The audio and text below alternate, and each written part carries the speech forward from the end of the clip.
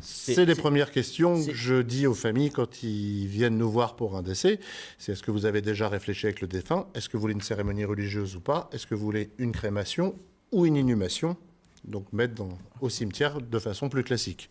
Alors justement, les grandes étapes, après, qui vont, on a compris, soit inhumation, soit crémation, c'est quoi les grandes étapes auxquelles je dois m'attendre?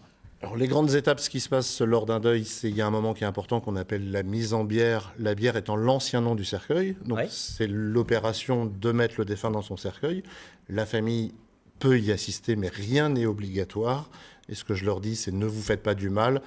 Certains vont préférer garder une vision de la personne vivante plutôt que de le voir. Oui, moi je l'ai fait une fois, je ne le ferai plus jamais. C'est très compliqué. La mise en bière, c'est-à-dire qu'on voit le cercueil fermé, scellé. C'est-à-dire que la personne, on la voit, puis après on scelle le cercueil. C'est un moment... Alors excusez-moi, mais on n'a pas sauté l'étape du thanatopracteur, c'est ça qu'on dit?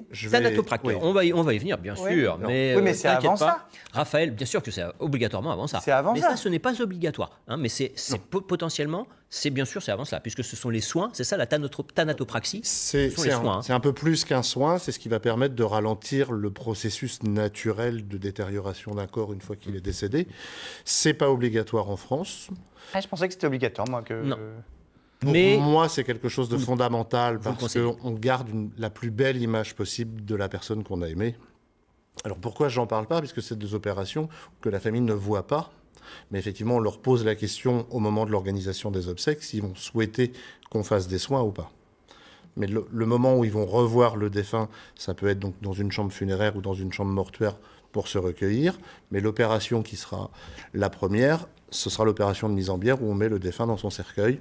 Ensuite, on ferme le cercueil, on pose effectivement les scellés, on va aller à l'église ou pas à l'église en fonction des différents choix de la famille. Oui, parce que on n'est pas obligé d'être religieux pour être enterré. Ah bien sûr que non. Non. C'est la cérémonie religieuse. Je le dis pour les gens qui... Bien sûr.